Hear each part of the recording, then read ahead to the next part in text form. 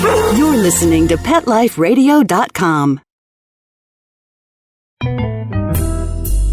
Hello, kitties, and welcome to my world. I would come over and say hello to you, but it's just as easy for you to come to me. Yes, come in. You've come to the right place. This is where you'll learn everything there is to know about your furry feline friends. I'm talking about cats. Yes, I know, we are positively perfect pets. What do you mean I have attitude? Why, of course I do. I'm a cat. It's called Cattitude. As I was saying, this show is all about cats. Cats and, cats. So let me introduce you to my assistant and host of Cattitude, Tom Doc. Okay, Tom, tell them how wonderful we cats are. It's okay, you have my permission. Hello again, and welcome to the Cattitude channel on PetLifeRadio.com. My name is Tom Doc, and as always, I am your host here, and we talk about everything that is feline, trying to learn about the health of our cats, how to take better care of them, and maybe just get a little bit of a history lesson with some of our breeds as well.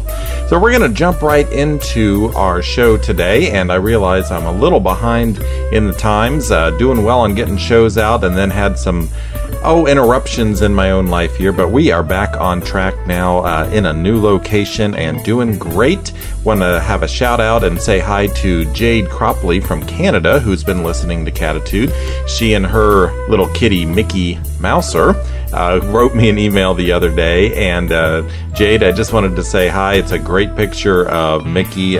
She looks absolutely adorable. Mickey, by the way, looks like a silver tabby. Has a nice big M on the forehead there, and a real nice picture of her. In fact, it's captioned, "See me, mortals, and despair." And I'm sure that there's a lot of us out there that have cats that are very much like that. But Mickey is a very good cat. Jade just had a question about what to do when she chews on plastic. And I actually put this question forward to several of our behaviorists in the Veterinary News Network group, as well as looking online to see what I could find on the Veterinary Information Network. And honestly, there's not much that you can really do about that. There is a potential that you could offer up some different types of food in different shapes. Of course, offering things like the cat grass and a rotating supply of toys, which Jade has already done. But for some kitties, this is just an obsession, just a overactive curiosity, and of course that can cause a problem if they do swallow some of the plastic things that they chew on, and can cause an obstruction. If you think your cat's having a big problem with this, definitely talk with your veterinarian. If behavior modification can't work, sometimes you can also go ahead and add in some medications, almost like kitty Prozac type of stuff, but I hope it never gets to that case with Mickey Mouser here. I hope that Jade and Mickey do well, and she gets over her plastic obsession. Well, we're going to focus in on a couple other mutations. We've talked about the mutations in hair coat, and we're actually going to talk about mutations in ears today. We're going to talk about the Scottish fold cats, as well as the American curls, which is kind of a new breed a lot of people are becoming interested in. But before we jump into that, I wanted to kind of show you something. In fact, those of you who have access to the internet and a computer, you definitely want to find Yoda the four-eared cat. Now, I know that sounds really funny, but Yoda actually does have four ear flaps. Does not actually have four ears, but there's an extra set of flaps behind the original ear flaps, and this is just a very rare genetic condition, and you see it every once in a while. But Yoda is a very, very personable cat, and if you want to see Yoda, definitely go to YouTube and you can just type in Yoda the four-eared cat, and you'll find actually several videos about Yoda. So kind of a neat little kitty there. Other things that are happening in the news also, if you may have seen this in the news this week, down in Peru in South America, I believe the city is called Caniti. Caniti, Peru has an annual festival where they actually eat cats. Now, before you guys get all too upset, that is a different culture down there, but it's called the Gastronomical Festival of the Cat. It's a 2-day event that happens at the end of September, and evidently they eat specially bred cats, and the locals there claim that it cures bronchial disease and also works as an aphrodisiac. Well, obviously, PETA is very upset about this, and they've blasted this whole festival. And, of course, for us, that's just something that we would not want to do. But that has been in the news this week. And then, of course, this is something that bothers me as well. The Russian premier, Alexander Putin, actually got a tiger cub for his birthday. Now, I'm not certain that I really agree with this kind of a birthday present. He has said that it will go to live in a zoo, but still, giving a wild animal as a birthday present probably is not a very good thing to do at all. Okay, enough of my soapbox here. Let's start talking about not only those mutations, but we're going to get some information from the Veterinary News Network this week about obesity in cats. This coming... I think it's this coming Wednesday, October 15th, for those of you who are staying up to date on the weeks with me here, is National Prevent Pet Obesity Day here in North America. And we do know that our pets are greatly overweight, as are many of us. Before we get into all of this, though, we have to take a break and hear from our sponsors. Before we do that, though, it is my tradition that I want to give you guys a little bit of a trivia question. I've already mentioned Yoda, the four-eared cat, and of course, they named him Yoda because he looks like Yoda from Star Wars. My question to you, though, is why was Yoda given that name, that wise old Jedi Master that you see in the Star Wars films? Why was he given that name? Do you know what the meaning of the word Yoda is? All right, we'll be right back after we hear from these sponsors on Pet Life Radio. Ooh, do I hear a can being opened? I believe I smell tuna! Cattitude will return after these messages. That should give me enough time to investigate what's going on in the kitchen. Don't have a hissy fit. We'll be right back. I love cleaning the litter box, said no one ever. Luckily, there's World's Best Cat Litter, the litter that promises less mess with less litter. Only World's Best Cat Litter uses the concentrated power of corn to quickly trap odors in tight clumps. And quick clumping means you never have to chisel or scrape the box. Less cleanup with less wasted litter? That's a litter bit amazing. Save $2 on World's Best Cat Litter. Visit www.saveonworldsbest.com. Let's Talk Pets on PetLifeRadio.com. How dare they open a can of tuna and make a sandwich out of it? I can see why some of my celebrity pals prefer lasagna. Well, anyway, I did manage to grab myself the canary while I was in there. Quiet, bird. We're going to hear the rest of my show, Cattitude. If you behave, I may not eat you. Until later. Okay, Tom, you may continue. And we are back on the Cattitude channel at PetLifeRadio.com. This is Tom Doc, and today we are going to talk about the ear mutations in cats, specifically the Scottish Fold breed and the American Curl breed. I did give you a trivia question before we took our break, and that is basically, what does the word Yoda mean? Yoda, of course, is the wise old Jedi Master in all of the Star Wars films, and of course Luke's mentor and the person who really helps him become all that he can be. Well, Yoda comes from either the Sanskrit, meaning warrior, or perhaps the Hebrew word, meaning one who knows. And I think both of those fit Yoda pretty well. So there you go, another little piece of trivia information that you can file away, thanks to your friends here at Pet Life Radio and the Cattitude channel. All right, we're jumping right in and talking about Scottish Fold cats today. I tell you what, go to Google, type in Scottish Fold, and then search images. There are some absolutely just precious and gorgeous cats. I have not owned Scottish Folds myself in the past, but if you take a look at some of these cats that are on the page, there are all sorts of different colors, from tabbies to gray and whites, black and whites, even at what looks like a shaded silver here. And of course, they all have the folded over ears that give them kind of that owl type look, or a pixie type look, some people have called it in the past. Where did the Scottish Folds come from? Well, their history here is that this is a natural mutation, and for many years in the 17th and 18th centuries, there were a lot of stories, especially coming out of China, from sailors who said, yes, there are cats that have drop ears. They're like lop-eared cats, and A couple of them did make it to Europe, but none of them were ever bred. And so the stories just kind of died out, even though they persisted for so many years. And then finally, in 1961, in Scotland, in the Tayside region, which is northwest of Dundee, there was a white barn cat named Susie. And a gentleman by the name of William Ross saw Susie and asked the owner of Susie, hey, can I have one of her kittens? And sure enough, Susie had those folded ears, and Susie produced kittens with the folded ears. And William Ross took a kitten by the name of Snooks, and Snooks is really the foundation of the entire Scottish Fold breed. Susie, unfortunately, was killed by a car about 3 months after Snooks was born, although we can count Susie as kind of the mother of the breed. Snooks was really who got things started. And in 1978, the CFA actually granted the Scottish Fold breed championship status.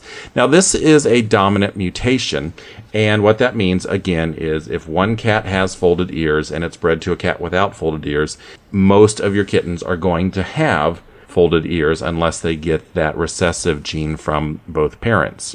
Scottish Folds can be shown in either a folded ear or straight ear type, and it's actually to a point, we'll talk about this in a few minutes when we talk about their health, where they're trying not to breed a folded eared Scottish Fold with another folded eared Scottish Fold because of some skeletal problems that are going on. They do allow outcrosses with the Scottish Folds. American Shorthairs and British Shorthairs are allowed, but the breed standard for Scottish Fold actually says that they should be a medium cat with a rounded, well-padded body and a short coat. They don't want them looking like the big, husky American Shorthairs or have the roundness of the British Shorthairs. So they want them somewhere in between. And as I've already said, they describe the face as being kind of pixie-like or an owl, or even some people have called it a teddy bear type of appearance. Now, when these Scottish Folds are born, their ears are actually straight. But by about 3 to 4 weeks is when you're going to start seeing the folding, if they're going to fold. Now remember, not all Scottish Folds have folded ears. These guys are permissible in just about any color. They can be shown in everything. Like I said, these pictures show tabbies and solid grays and whites and bicolors and shadeds. The only thing you can't show hybrids from chocolate or lavender, so you're going to stay away from the Himalayans and the Cashmeres, and of course the Siamese patterning. There are no pointed Scottish Folds. Scottish Folds are known to have a very sweet disposition. They also adore human companionship.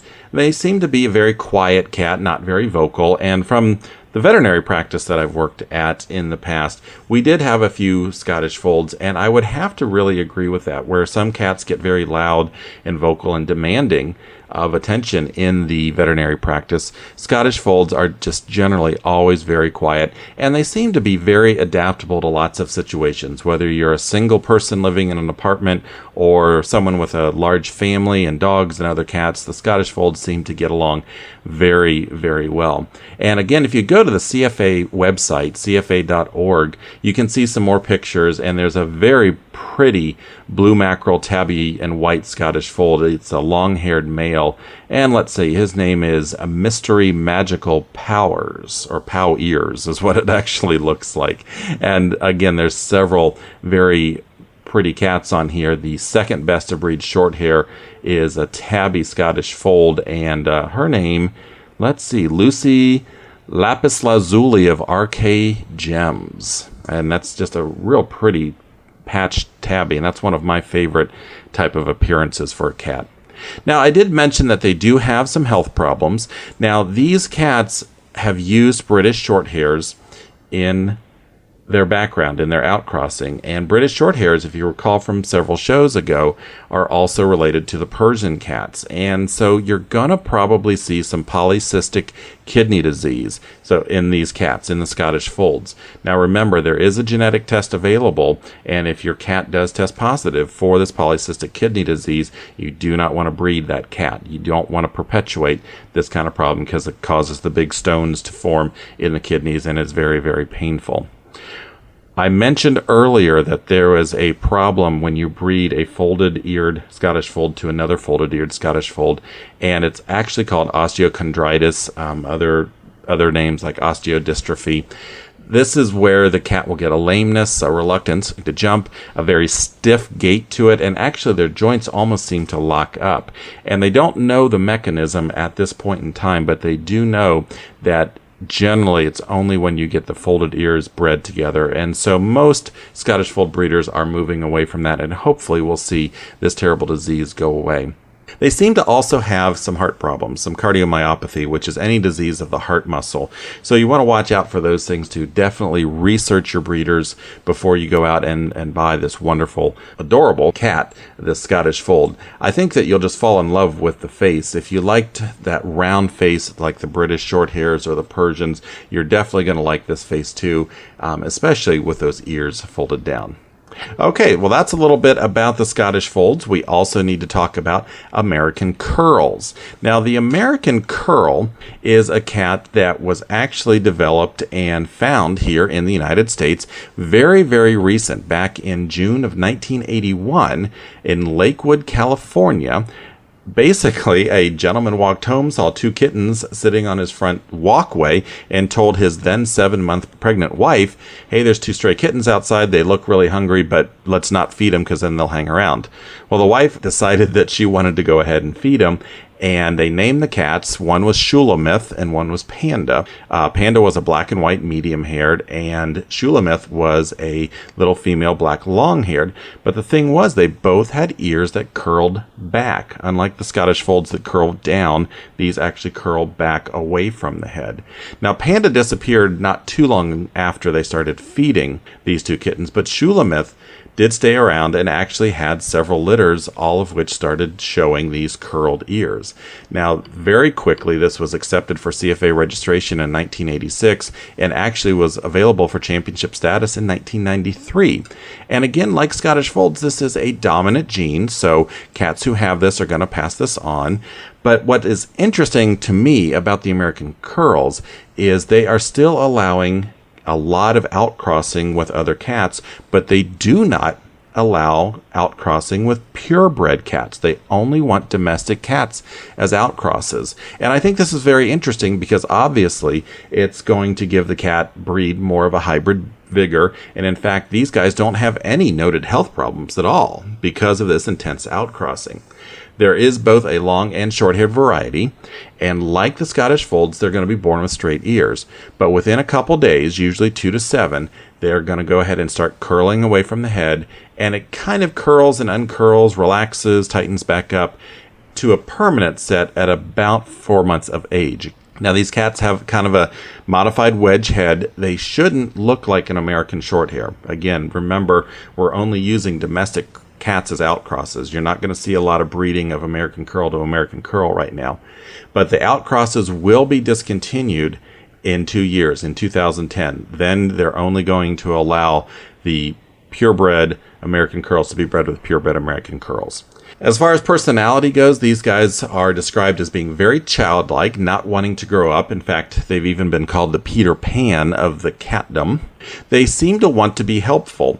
When a breeder has been comparing Scottish Folds to American Curls, she said one time that the Scottish Fold will sit on the couch and let you know what it wants for dinner. The American Curl will come over and help you cook it.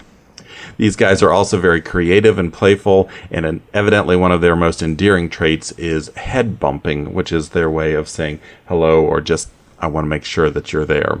So very interesting new breed, at least I'm very excited to start seeing these. But again, here we go, where we've got one mutation and now people decide that they want to go ahead and mix all sorts of other mutations with this. And so we're talking about things aptly named the elf breed. In 2006 was a hairless curl-eared cat. So you've got a Sphinx and American Curl together.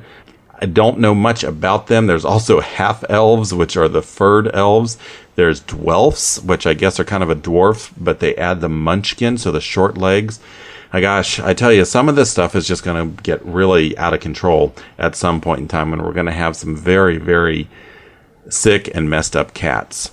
Well, again, that's just my opinion right there, but it is about midway through our show, so we need to go ahead and take a break and hear from our sponsors. When we come back, the Veterinary News Network is going to tell us about how obesity is affecting our cats. We'll be right back after these messages.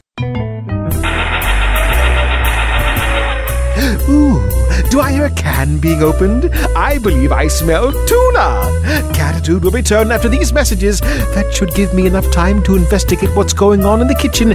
Don't have a hissy fit. We'll be right back. Molly, here's your dinner. Zeus, that's not your food. Don't let that happen to your precious cat. Elevate your cat's eating experience with the Cat Tree Tray. The Cat Tree Tray keeps your cat's food off the floor and conveniently located on the cat tree. It's the perfect way to eat. It's a beautiful wrought iron tray that easily attaches to your cat tree and keeps dogs and other critters out of your cat's dish. A must for multi-pet households. There's a 6-inch tray for large bowls and a 4-inch tray for smaller bowls. Purchase your Cat Tree Tray today. Go right now to cattreetray.com. That's cattreetray.com. CATTREETRAY.com. Let's Talk Pets on PetLifeRadio.com. How dare they open a can of tuna and make a sandwich out of it? I can see why some of my celebrity pals prefer lasagna. Well, anyway, I did manage to grab myself the canary while I was in there. Quiet, bird. We're going to hear the rest of my show, Cattitude. If you behave, I may not eat you. Until later. Okay, Tom, you may continue. And we are back to the Cattitude channel on Pet Life Radio. Again, my name is Tom and I am your host, and we just had a good time talking about Scottish folds and American curls, and I tell you, there's a lot of breeding going on with all of these mutations, and I mentioned the elf and the half elf and the dwarf, and gosh, there's Australian curls and ruffles and just all sorts of different breeding going on out there, and certainly I think some of it's going to be very interesting, but as I alluded to, we've got to be really careful. As we've seen with our dog companions, sometimes we can get a little overzealous with how we want these animals to look with our selective breeding, and we actually start selecting for some traits which may not be in the best interest of the pet. You know, you think about bulldogs and their very shortened faces. Same thing even with Persian cats a lot of times with the extremely short face. You just wonder, are we really being smart about making sure that we're taking care of these animals in our care? Well, like I said, I don't want to get up on a soapbox. This is a fun show. Love talking about animals and cats especially. But one thing that we do need to talk about, and this is coming from my desk at the Veterinary News Network, is the fact that many of our pets are extremely overweight. Now, if you look at the CDC website, the Centers for Disease Control, you'll find out that here in North America, about 1 in 4 North American adults are considered obese. And I'm sure all of you have seen studies about how our children are more overweight and more obese than they've ever been before. And, you know, is it the sugary treats? Is it the video games? The lack of going outside? There's lots of different reasons that it could be happening, some of it even genetic. But what scares me is that now, alongside of all of us that need to lose a little bit of weight, me, myself included, a lot of our pets need to lose weight too. In fact, more than half of our dogs and cats are overweight or obese. About 53% of cats can be classified as overweight, but what's scary to me is an additional 19% are considered obese, and that's a body condition score that's about 20% higher than optimal. I believe that's how they define that. So that means really 3 out of every 4 cats out there are overweight or obese, and these numbers, expanding as they are, no pun intended, are big warning signs. In fact, a lot of veterinarians are very concerned about this, and you as a pet owner, as a cat owner, should be concerned about your portly pet as well. Overweight pets are more prone to things like heart problems. They have worse skin than other animals. They actually can get lameness problems and, of course, things like diabetes. Our cats are even more susceptible, if they're overweight, to a condition called hepatic lipidosis. And this is where fat starts infiltrating the liver. The kitty will go off food and go anorexic and not eat, and the liver basically does not function the way it should. You'll see the whites of the eyes start turning yellow, the gums start turning yellow. This cat becomes very jaundiced, or as it's known in veterinary terms, very icteric. And it requires some real heroic measures from your veterinarian and his or her team to make sure your cat can get through this, including feeding tubes and hospitalization. So definitely having an overweight pet is not a good thing. Now, what kind of pets get overweight? Well, we know that specific breeds of animals have a propensity for being overweight. If we're on the dog side, we'd talk about Labradors and Cocker Spaniels are at much higher risk.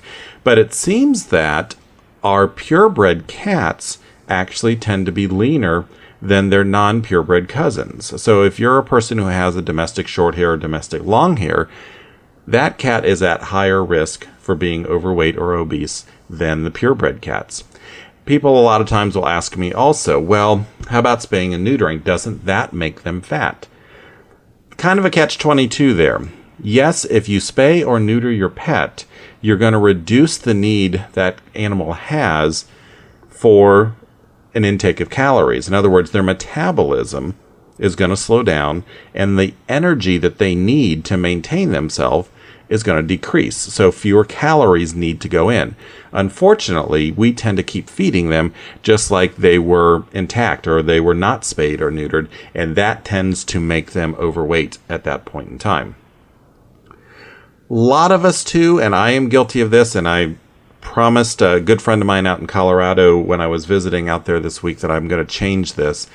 We tend to add to our pet's obesity because we have very good intentions. We keep the food bowl full all the time so the cat can snack all day long. Well, if the food bowl's in one location, the cat's going to snack all day long. He doesn't need to worry about where it's at. He doesn't have to hunt for it. He's going to tend to gain some weight.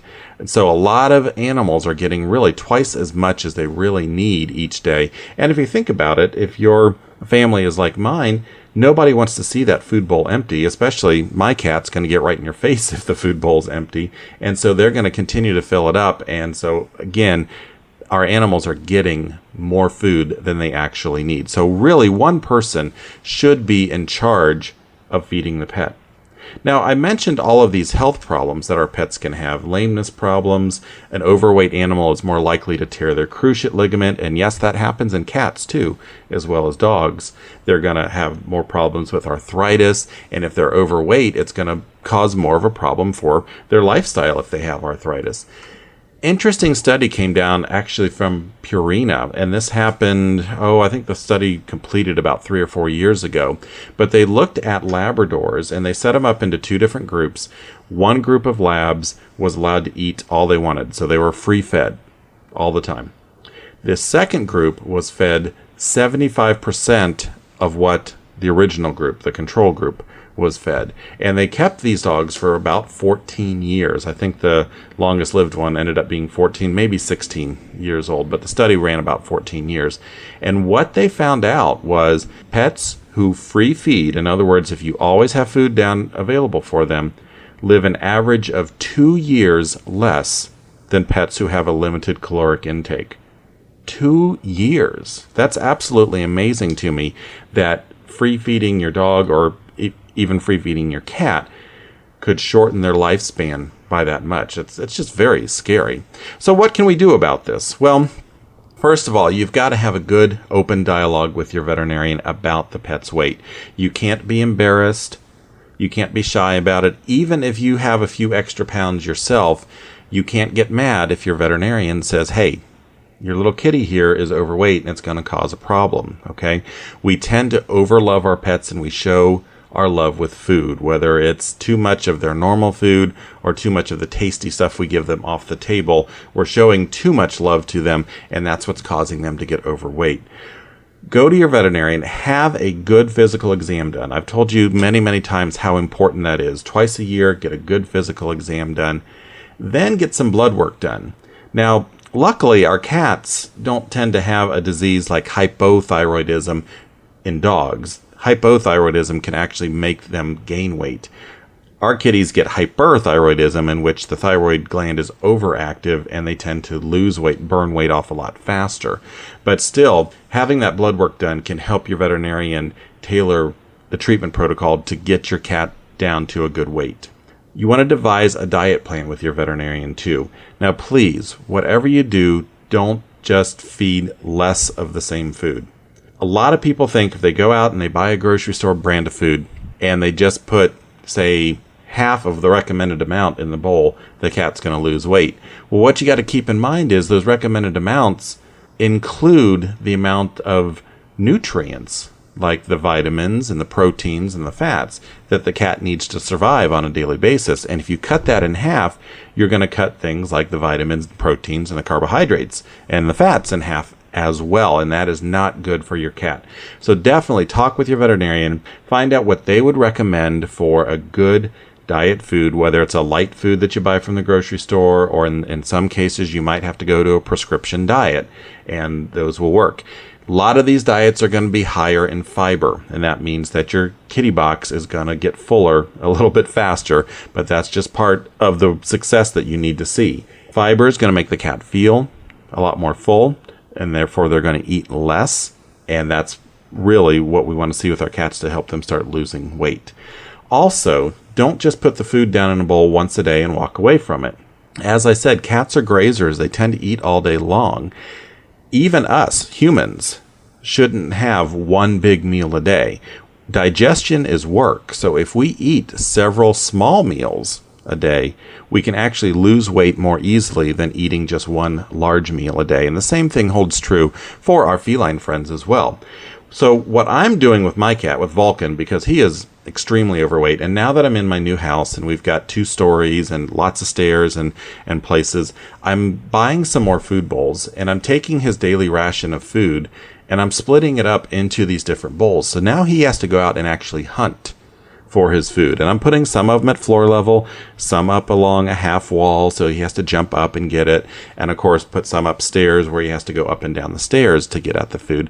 And I really am hoping that that's going to help him lose weight. And of course, like with all of us, I'm going to make exercise a priority as well. I'm going to try to spend 30 minutes of playtime with him, getting the laser light out, getting the little kitty teaser out, and just moving him around a little bit more so that he will burn more of those calories. Above all of this, we've talked about exercise, we've talked about changing the diet, talking with your veterinarian. Stay in communication with your veterinarian. There are times when you're going to run into setbacks, even obstacles, and you may need to revise your pet's diet. And that's okay. Stay in communication, because otherwise you'll get discouraged, you'll forget about it, and you'll go back to the same old routine, and your cat's not going to be healthy. All of this is real good advice for you too if you're trying to potentially lose weight like I am. Just make sure that you don't get discouraged by any of the setbacks or obstacles. Sometimes we hit a plateau and we just have to rearrange things a little bit until we get moving down that slope again.